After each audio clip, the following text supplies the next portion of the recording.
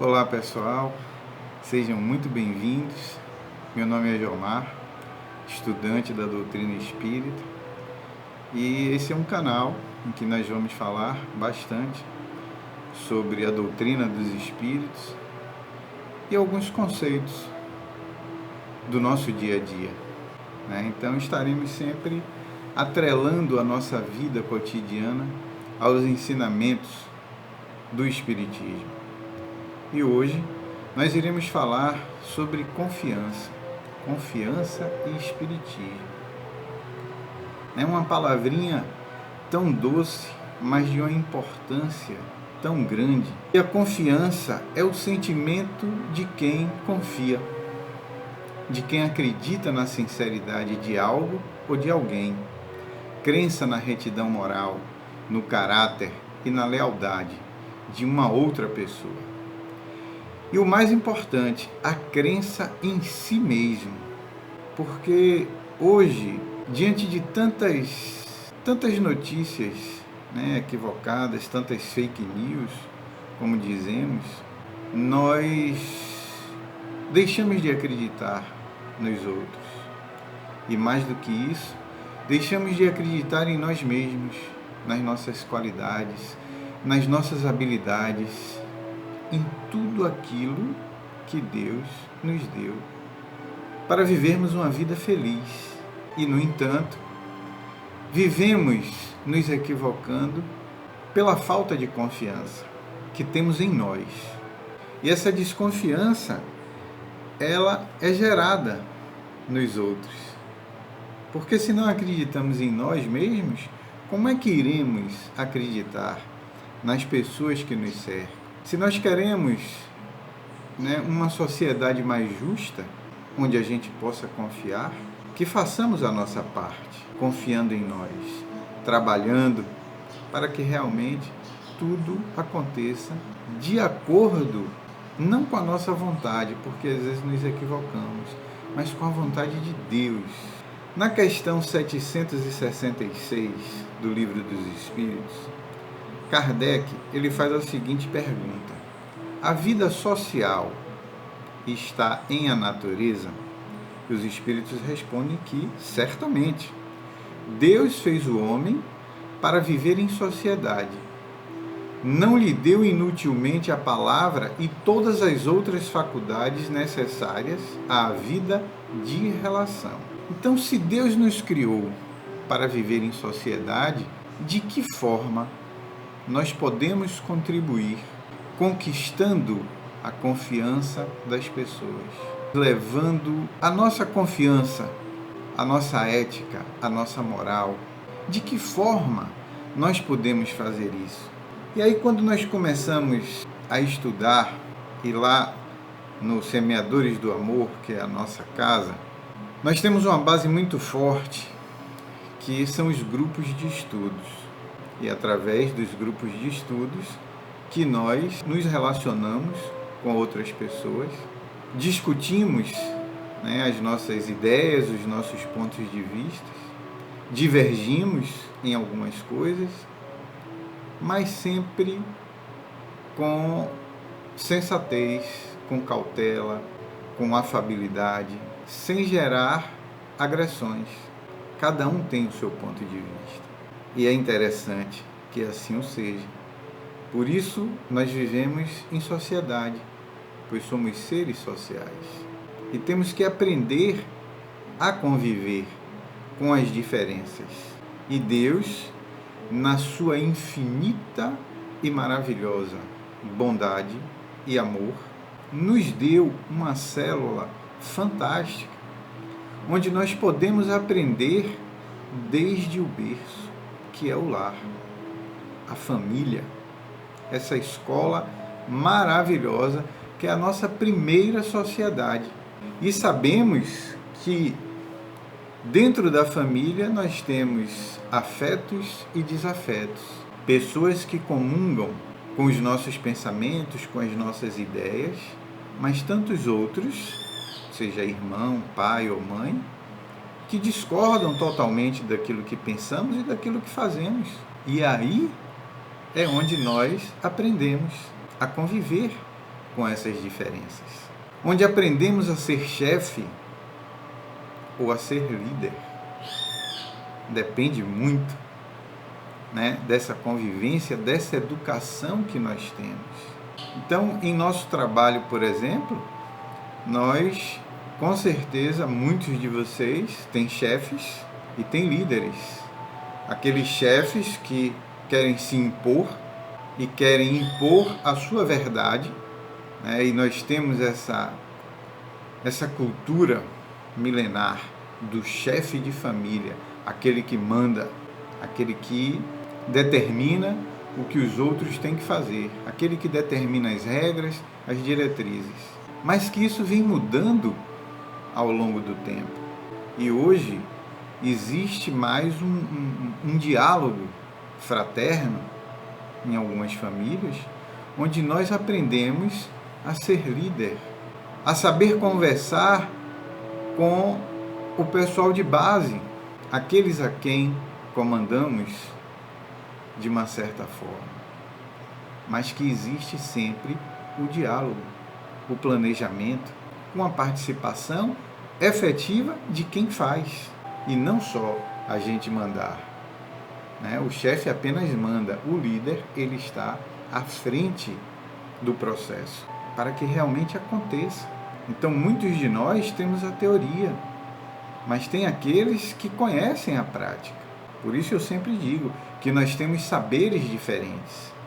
Não devemos nos imaginar melhor ou maior ou menor que alguém. Aos olhos de Deus, somos todos iguais, pois somos filhos de um Pai maravilhoso. Então, o líder é aquele que serve a causa e não se serve dela. E se nós estamos aqui para servir a causa, seja em qualquer âmbito, na nossa célula familiar, na sociedade, lá fora, temos que aprender a respeitar os direitos dos outros, aprender a julgar menos, pois sabemos que da mesma forma ou da mesma medida que julgamos, seremos julgados. Então nós começamos dentro da nossa célula familiar, às vezes com pequenas mentiras. Levamos nossos filhos para tomar vacina. E aí naquela agonia, muita criança chorando, nós pegamos o nosso filho e dizemos: olha filho, não dói, não se preocupe. Só que, ao chegar um ser estranho, num jaleco branco, com agulha, e quando enfia a agulha dói, e dói muito. E aí a criança já te olha, chorando, né, com aquele pensamento, com certeza: poxa, a pessoa que eu mais amo disse que não ia doer, e eu estou sentindo uma dor aqui absurda. As frustrações começam aí. E aí nós vamos crescendo com pequenas mentiras e frustrando as crianças, aqueles que convivem conosco, não apenas crianças, mas às vezes prometemos aos nossos filhos, aos nossos pais, esposa, marido, enfim: nós vamos à praia, nós vamos ao cinema, nós vamos passear tal dia, vamos fazer isso ou aquilo. E o trabalho está sempre à frente, e a gente vai deixando de lado esses compromissos que nos responsabilizamos, mas vamos deixando de lado. E as pessoas vão se frustrando com isso, e vão crescendo nesse ritmo, e vão perdendo a confiança nas pessoas que amam, nas pessoas que te cercam. Imagine quando nós chegamos à sociedade lá fora, na escola, na faculdade, no trabalho. É complicado. Então precisamos preparar as nossas crianças, os nossos jovens, para viver melhor em sociedade, para que a gente consiga transformar o nosso mundo em um mundo melhor, em um mundo com menos desigualdade. As desigualdades, elas vão sempre existir, em todos os âmbitos, intelectuais, sociais, morais, em qualquer planeta que estivermos. Sempre vai existir essa desigualdade, mas que ela seja mais amena e possamos conviver de uma forma mais solidária, mais tranquila.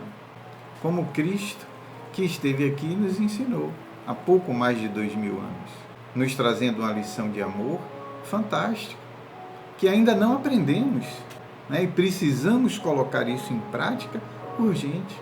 O Cristo veio aqui e nos disse: conhecereis a verdade e a verdade vos libertará.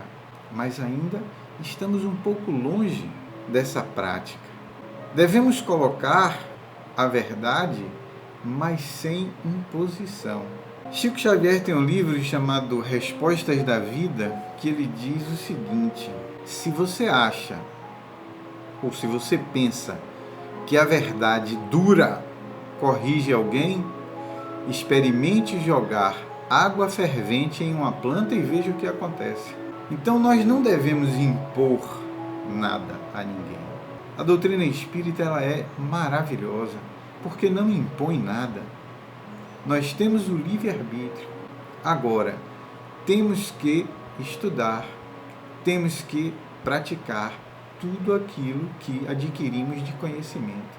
E não apenas crer, mas saber que existe um Deus maravilhoso acima de todos nós. Porque quando nós sabemos, nós compreendemos tudo aquilo que nos cerca. Nós compreendemos tudo aquilo que nos acontece. E aí começamos a julgar menos a nós e ao outro, para que essa desconfiança vá desaparecendo aos poucos e a gente passe a confiar mais nas pessoas com quem convivemos. Não é à toa que estamos passando agora por esse momento, onde estamos muito mais tempo em nosso lar, porque normalmente nós passamos muito mais tempo no trabalho do que em casa. Hoje, com certeza, alguns, né, continuam trabalhando muito mais fora para tentar amenizar esse sofrimento da população, mas a grande maioria se encontra trabalhando em casa, no lar.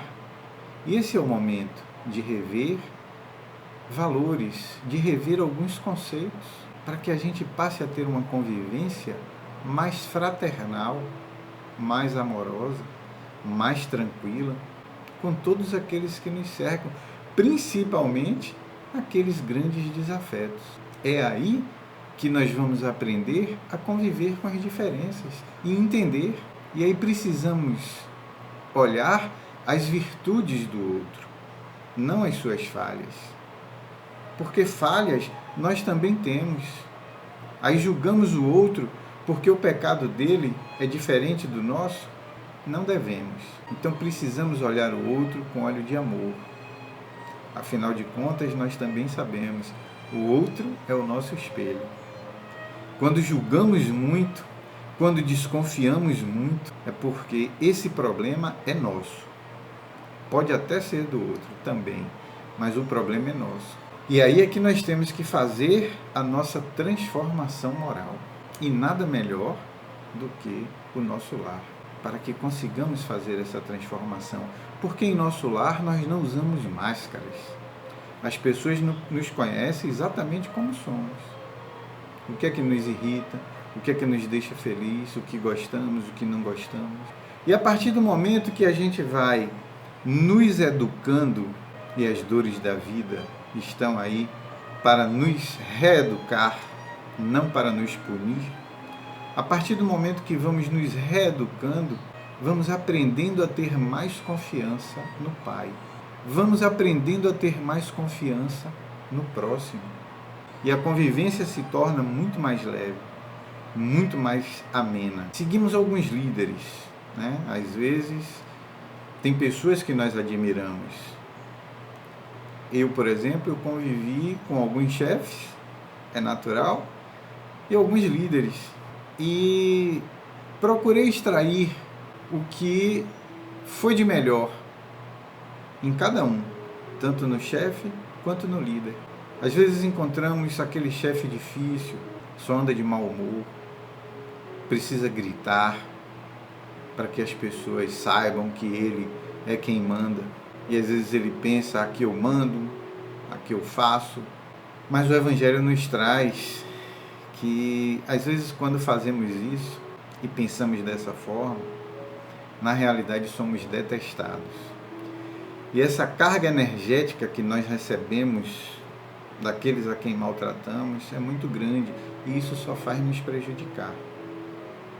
Porque é raro tratarmos alguém de forma rude, grosseira, e recebermos carinho de volta, como o Mestre nos pediu.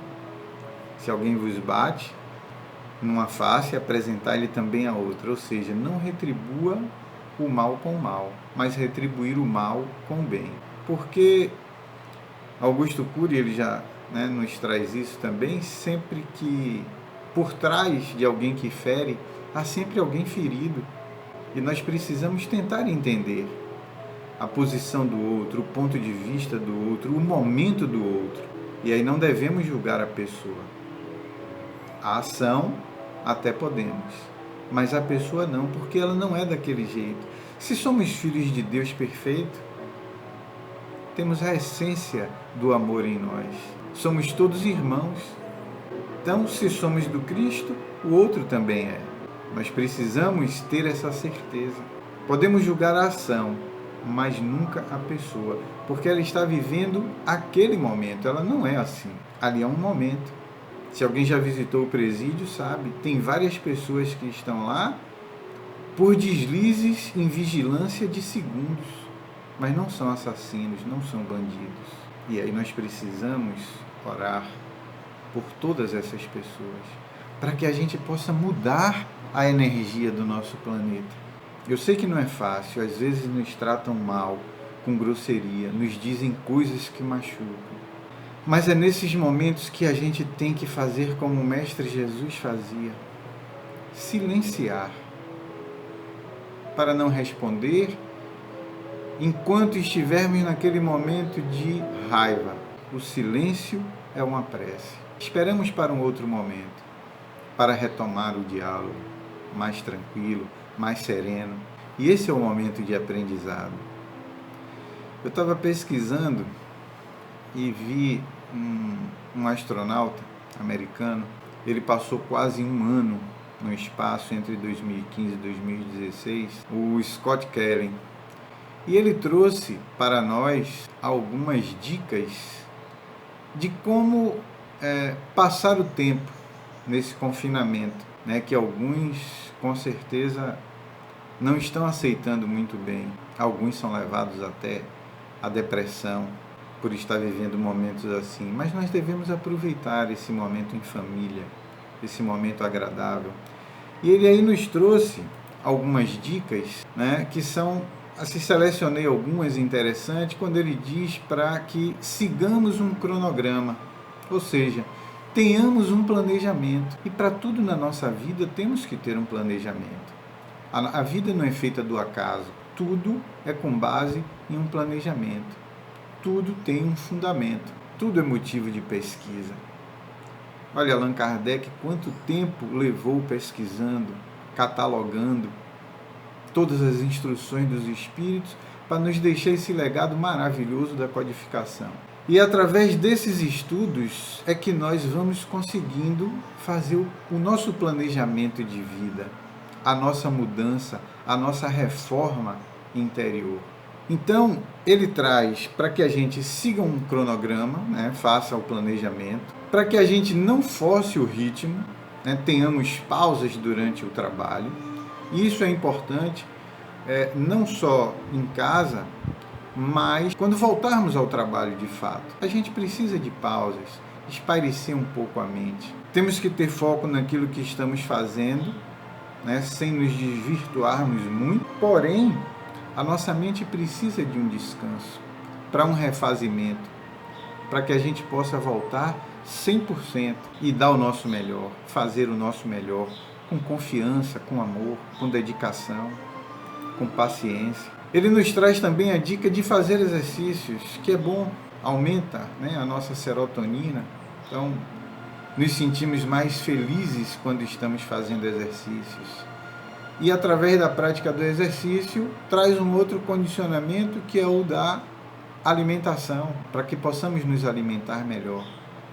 Estamos ali trabalhando, fazendo exercício, então nos preocupamos um pouco mais com a nossa alimentação, com o nosso sono, as nossas horas de sono, que são importantíssimas para o nosso caminhar, para a nossa mente, mantermos uma mente mais tranquila, mais serena. Percebam que as pessoas que dormem pouco ou dormem mal, né? Alguns até dormem poucas horas, mas dormem bem, mas as pessoas que dormem mal, elas vivem mal-humoradas. E é natural que isso aconteça. E aí se alimentam mal, não fazem exercício e atraem algumas doenças, né? Que não são coisas boas. Precisamos ter um hobby. E ele fala muito sobre isso. Então ele estava no espaço, levou alguns livros, começou a ler alguns livros, e não só livros apenas, daquilo que você faz, daquilo que você gosta, aquilo que está inserido na sua profissão. Mas livros de culinária, outras coisas, de exercícios, de prática de esporte, enfim, alguma coisa diferente, né? Aprender outro idioma, aprender a desenhar, para quem não sabe, a pintar, a cantar, enfim, tantas coisas boas que nós podemos fazer. Outra lição que ele traz é: mantenha um diário. Essa eu achei interessantíssima, porque ele disse que no tempo de confinamento ele anotava tudo que ele fazia. E em casa nós podemos fazer isso. E através dessas anotações, vamos descobrindo quem nós somos. Isso traz o conhecimento, que Sócrates já nos chamava a atenção. Conhece-te a ti mesmo. Então, é através dessas anotações, porque vamos vivendo um dia após o outro, sem anotar, sem se preocupar, sem fazer uma agenda, o nosso diário, né? E normalmente, hoje eu não sei, mas antigamente, as meninas tinham muito isso, até os 15 anos, né? Aquela coisa de fazer o diário, tudo que acontecia, estava ali contando e tal, enfim. Isso vai trazendo uma percepção muito boa sobre as coisas. Inclusive, uma vez eu li uma história de uma pessoa que ela passou por momentos muito difíceis. E ela fazia sempre o diário, ela parou de escrever, mas quando ela viveu um momento muito difícil na vida dela, ela retomou esse hábito do diário e foi lendo algumas coisas, e aquilo foi despertando nela uma vontade, sabe, de mudança, de crescimento interior, porque ela foi se conhecendo e vendo os pontos que ela precisava melhorar, as virtudes que ela tinha. E ela ajudou muita gente, né, através dessa prática. Então devemos reservar um tempo também para nos conectar. Ele traz isso, Scott Kelly, para nos conectar com as pessoas que amamos, aquelas pessoas que estão longe, mas é ligar. Hoje a gente tem um recurso, fazer uma chamada de vídeo para estar mais próximo às pessoas, nos conectar com as pessoas dentro da nossa casa, fisicamente, estarmos mais próximos, jogar um jogo de tabuleiro, contar histórias. Me lembro que antigamente a gente ouvia muita história, e normalmente eram histórias de terror, a gente ia dormir meio assustado, mas aproveitemos esse momento para falar sobre o Cristo, para falar sobre Deus. Quando nós temos a presença do Cristo Jesus em nosso lar, tudo muda, a nossa fé aumenta, a nossa vontade de viver, meu Deus, como cresce. E como temos muito mais momentos felizes do que tristes. Então que conversemos, aproveitemos esse momento para conversar com os nossos jovens e com todos aqueles que convivem conosco sobre Deus, o nosso Pai Criador, sobre o Mestre Jesus, o nosso irmão maior, para que não mais apenas creiamos, mas tenhamos a certeza da existência de Deus em nós. O Cristo nos disse: eu sou o caminho, a verdade e a vida. E ninguém irá ao Pai senão por mim. De que forma?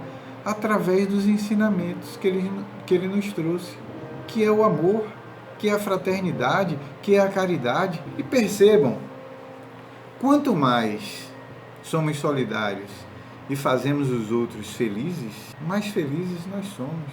E às vezes somos tão egoístas, tão orgulhosos, querendo levar vantagem nas coisas. Isso só traz infelicidade. Precisamos aprender a amar mais, a nos doar mais, para que sejamos mais felizes. Então, quanto mais nos doamos, melhor seremos. Quanto mais felizes fizermos os outros, mais felizes nós seremos.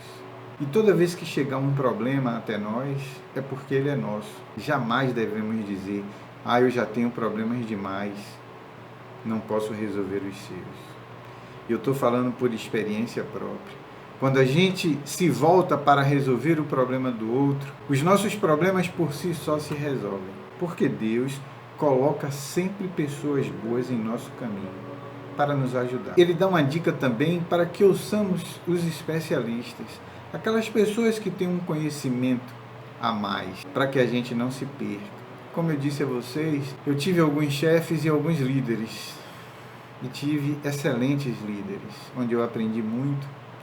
Inclusive um deles faz aniversário hoje, e me permitam aqui dar os parabéns ao meu amigo Frederico, que eu chamo de Fred. Então, parabéns, Fred, pelo seu dia de hoje. Muita paz, muita luz em seu caminho, muito sucesso nos seus propósitos e os seus projetos. E assim, foram pessoas que me ajudaram muito a chegar onde eu cheguei. E claro que eu buscando o melhor que tem neles e trabalhando em mim aquilo que eu tenho de melhor, eu fui me moldando, desaprendendo coisas que eu tinha aprendido que não eram tão boas e fui aprendendo coisas mais legais. Então aquilo que me irritava muito, hoje já não me irrita tanto. Outras coisas nem me irritam mais. E eu já consigo conviver melhor. Sabemos que não é fácil mudar de uma hora para outra e ninguém muda. Nós precisamos de várias existências para isso. Mas precisamos começar. Temos que dar o primeiro passo. Temos que subir o primeiro degrau. E aí a gente vai percebendo que a vida vai ficando mais leve, mais tranquila, mais fácil de se lidar, por mais responsabilidade, que não existe fé sem obras. O trabalho é árduo, o trabalho é duro. As oportunidades, elas aparecem a todo instante em nossas vidas. E às vezes nós deixamos escapar essas oportunidades porque normalmente elas vêm em forma de trabalho duro e árduo e não nos preparamos para isso. E vivemos a pedir a Deus coisas inúteis. E Deus, claro, vai nos dar exatamente aquilo que nós precisamos. Então Cristo diz que nem todos aqueles que dizem Senhor, Senhor, entrará no reino dos céus, mas apenas aqueles que fazem a vontade do meu Pai que está nos céus. E qual a vontade de Deus? Temos que seguir os desígnios de Deus, deixar de transgredir as leis de Deus, para que a vontade do nosso Pai prevaleça sobre a nossa vontade ainda muito materialista, pois quando cuidamos do lado espiritual, o resto vem por acréscimo. Não precisamos nos preocupar com absolutamente nada. Precisamos ter fé, saber que existe um Deus maravilhoso e que nos faz superar tudo, nos dando força a todo instante. Então, pessoal, nós não podemos cobrar ao outro aquilo que ainda não podemos dar. Tem uma história de Gandhi que eu acho que alguns de vocês conheçam, mas é bom lembrar. Uma mulher, ela tinha um filho que comia muito açúcar e as pessoas sempre procuravam ele para pedir conselhos. E ela foi, levou o filho dela e carinhosamente, como eles o chamavam de Babu, disse: Babu, meu filho come muito açúcar, por favor converse com ele para que ele pare de comer açúcar. Ele olhou para ela e para o garoto e disse: olha, volte daqui a um mês. Um mês depois ela retornou e ele chamou o garoto e disse: meu filho, não coma açúcar porque faz mal, por isso e isso. E aí deu um discurso fantástico para o menino do porquê não comer açúcar. E ela olhou para ele assim e disse: mas Babu, por que você não me falou isso há um mês? Por que você não disse isso a ele há um mês atrás? E ele disse: porque há um mês eu também comi açúcar. Então, a gente só pode dar ao outro aquilo que nós temos. E hoje nós vemos muitos discursos vazios, muitos discursos até com eloquência, mas que não trazem a verdade. Porque as pessoas, elas não vivenciam aquilo que elas professam. Por isso nós devemos estudar, nós devemos praticar aquilo que lemos. Nós temos uma cultura um pouco, eu diria, problemática, né, em relação à leitura, porque nós não gostamos muito de ler, mas eu sempre cobrei muito isso, né, dos meus filhos, das pessoas com quem eu convivo, mas eu aprendi uma coisa também. Eu já li vários livros e eu sempre gosto de marcar, né, aquilo que eu acho interessante nos livros, porém vários livros que eu li e achei coisas interessantes, eu não coloquei em prática. Então hoje eu procuro ler um pouco menos, mas colocar mais em prática aquilo que eu acho que vale a pena. E você aprende mais rápido, né? Então nós precisamos pôr em prática todo o conhecimento adquirido, porque senão ele vai ficar perdido.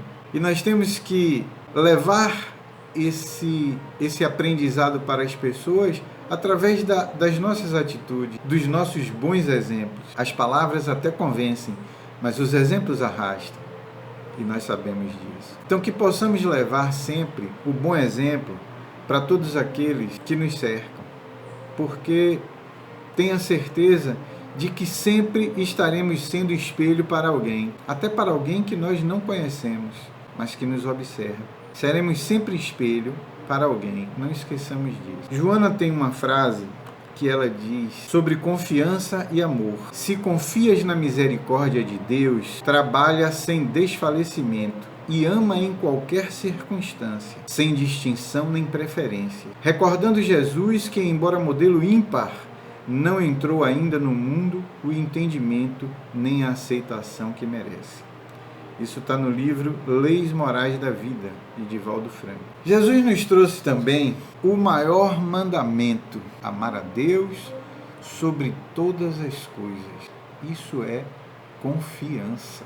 É saber que existe um Pai misericordioso, bom e justo, que com todo o seu amor nos deu o livre-arbítrio. Com toda a sua justiça, a obrigação da colheita. Então, tudo aquilo que plantarmos, obviamente, colheremos. O que é que nós estamos plantando, meus amigos, minhas amigas? O que é que nós estamos plantando? Se hoje nos sentimos prejudicados por alguém, por alguma coisa, se hoje nos sentimos angustiados, se hoje nos sentimos temerosos, analisemos o que nós estamos pensando e o que nós estamos fazendo, para que possamos ter uma mudança de conduta. Comecemos a melhorar o nosso pensamento, pensar mais positivo, para que possamos agir de forma mais amorosa, mais fraterna, mais solidária. O caminho do amor e do conhecimento, quando Jesus nos falou que é o caminho, a verdade e a vida. Eu disse, esse caminho é o caminho do amor, que nós ainda não aprendemos na sua totalidade. Mas precisamos começar. Não aprendemos ainda porque ainda fazemos distinção da fé e da razão. E nesse slide aí, nós vemos que existe a fé versus razão, que é a fé cega, onde ficamos entre o verdadeiro e o falso, né? Temos o choque com a razão. E aí nos traz o excesso, o fanatismo, os dogmas, a incredulidade. Na realidade, a fé e a razão têm que andar juntas. A fé raciocinada se apoia nos fatos e na lógica. Crê-se porque se tem certeza, e só se está certo quando se compreendeu. Kardec nos traz que a fé inabalável é aquela que pode encarar a razão face a face em todas as épocas da humanidade. E aí Emmanuel traz um texto que diz o seguinte: fé verdadeira é não mais dizer eu creio, mas eu sei. Com todos os valores da razão tocados pela luz do sentimento. Que tenhamos essa certeza de não apenas crer, mas de saber. Kardec também nos traz no Evangelho segundo o Espiritismo um conceito de fé que diz o seguinte: entende-se como fé a confiança que se tem no cumprimento de uma coisa, na certeza de atingir um objetivo. Ela dá uma espécie de lucidez que faz ver pelo pensamento os fins que se tem em vista e os meios para atingi-los. De modo que quem a possui caminha, por assim dizer, com total segurança. Nunca, como no outro caso, ela leva a realizar grandes coisas. Então, as bases da fé, como podemos ver nesse slide, a fé necessita de uma base que é a inteligência perfeita daquilo em que se deve crer. E, para crer, não basta ver, é preciso, sobretudo, compreender. Olha a compreensão. A fé cega já não é deste século, tanto assim que precisamente o dogma da fé cega é que produz hoje o maior número dos incrédulos, porque ela pretende impor-se, exigindo a abdicação de uma das maiores preciosas prerrogativas do homem, o raciocínio e o livre-arbítrio.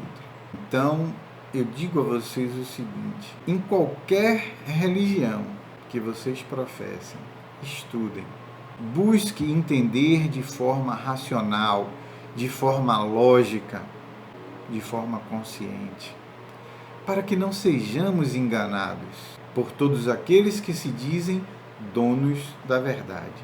Para que nós não façamos apenas leitura pelos olhos dos outros, mas pelos nossos próprios olhos, e que possamos falar com conhecimento de causa, através da vivência, assim como Cristo nos alertou e vem chamando a atenção nos evangelhos, porque através da vivência é que nos conhecemos e conhecemos um pouco do outro. Na pergunta 943 do Livro dos Espíritos, Kardec diz o seguinte: donde nasce o desgosto da vida, que sem motivos plausíveis se apodera de certos indivíduos?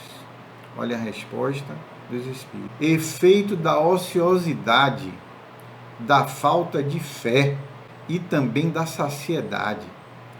Para aquele que usa de suas faculdades com um fim útil, ou seja, usa o seu livre-arbítrio de forma correta e de acordo com as suas aptidões naturais, o trabalho nada tem de árido e a vida se escoa mais rapidamente. Ele lhe suporta as vicissitudes com tanto mais paciência e resignação, quanto obra com o fito da felicidade mais sólida e mais durável que o espera. E conclui: um dos remédios para a depressão é a caridade. Por isso, eu tinha dito anteriormente, quanto mais fazemos pelo outro, mais recebemos, mais somos felizes. Perceba, quando nós recebemos um presente, nos sentimos felizes. Mas quando damos um presente que a pessoa gosta e se sente feliz, a nossa felicidade é muito maior, principalmente quando ajudamos aqueles que não podem nos retribuir. A nossa felicidade é muito maior. E esse é o nosso propósito. Estamos aqui para crescer e evoluir. E não existe outra forma senão ajudando o nosso próximo. E eu trago para vocês agora, para finalizar, um texto de Chico que eu achei muito pertinente para esse nosso diálogo de hoje, que diz o seguinte: confie sempre, não percas a tua fé entre as sombras do mundo. Ainda que os teus pés estejam sangrando, segue para a frente, erguendo-a por luz celeste, acima de ti mesmo. Crê e trabalha, esforça-te no bem e espera com paciência. Tudo passa e tudo se renova na terra, mas o que vem do céu permanecerá. De todos os infelizes, os mais deditosos são os que perderam a confiança em Deus e em si mesmo, porque o maior infortúnio é sofrer a privação da fé e prosseguir vivendo. Eleva, pois, o teu olhar e caminha, luta e serve. Aprende e adianta-te, brilha a alvorada além da noite. Hoje, é possível que a tempestade te amarfanhe o coração e te atormente o ideal, aguilhando-te com a aflição ou ameaçando-te com a morte. Não te esqueça, porém, de que amanhã será outro dia. Então, meus amigos, minhas amigas, só tenho a agradecer pela oportunidade de estar aqui falando para vocês, e que, diante desse texto de Chico, o que eu posso dizer é que brilhe a vossa luz, que o Senhor de bênçãos nos abençoe, que o Senhor de luz nos ilumine com a doce claridade das virtudes. muita paz.